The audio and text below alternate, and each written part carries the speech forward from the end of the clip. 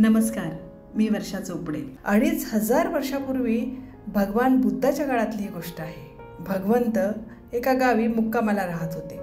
एक मनुष्य त्यांच्याजवळ येऊन म्हणाला, भगवंत, आपण 30 वर्षांपासून लोकांना शांती, सत्य व निर्वाण याबाबतचा उपदेश करीत आहात, परंतु किती लोकांना निर्वाण प्राप्त झाले आहे?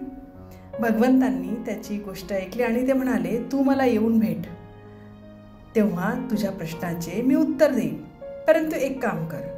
त्या मनुष्याने विचारले, कोणते काम? भगवंत म्हणाले, संपूर्ण गावात फिरून लोकांना विचार की कोणाला शांती पाहिजे, कोणाला सत्य पाहिजे आणि कोणाला निर्वाण पाहिजे। भगवान बुद्धाचे म्हणणे ऐकल्यानंतर या गोष्टीसाठी सर्वच लोक तयार होतील। जो मनुष्य अभाग्य असेल फक्त तोच तयार होणार नाही। भगवंत म्हणाले, तू एक वेळ संपूर्ण गावात फिरून पत्ता कर की कोणता मनुष्य कोणत्या गोष्टीची याचना करतो। तो मनुष्य गावभर फिरला, परंतु एकही मनुष्य शांती, सत्य आणि निर्वाण पाहिजे असे म्हणणारा त्याला भेटला नाही। कोणी म्हणाले मला धन पाहिजे, कोणी म्हणे मला मूलबाळ पाहिजे, कोणी म्हणे नोकरी पाहिजे, मला आणखीन आनंदाचे दिवस हवेत, मला खूप आयुष्य हवं, असं काही लोक म्हणाले। काही जण म्हणाले की मला खूप सुंदर बायको पाहिजे, कोणी शेती मागितली, कोणी चांगली सून मागितली, कोणी रोगापासून मुक्ती मागितली।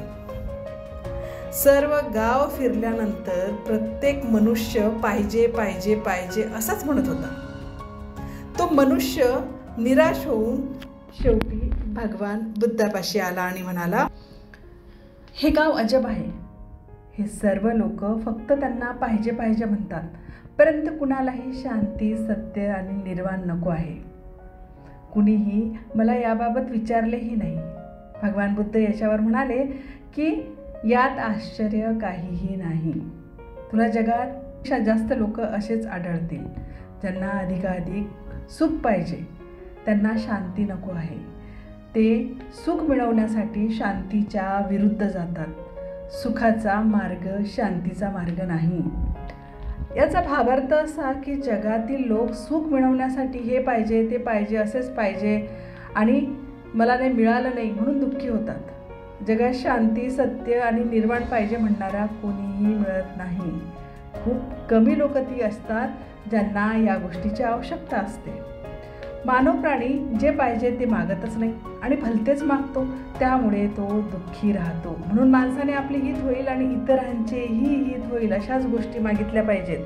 भलत्याच गोष्टी मागितल्या तर पश्चातापाची पाळी येते। म्हणूनच भलत्याच गोष्टी मागून दुःखी होऊ नका। गोष्ट कशी वाटली नक्की सांगा। अशा सुंदर आणि प्रेरक गोष्टीसाठी माझे चॅनल सबस्क्राईब करा। धन्यवाद।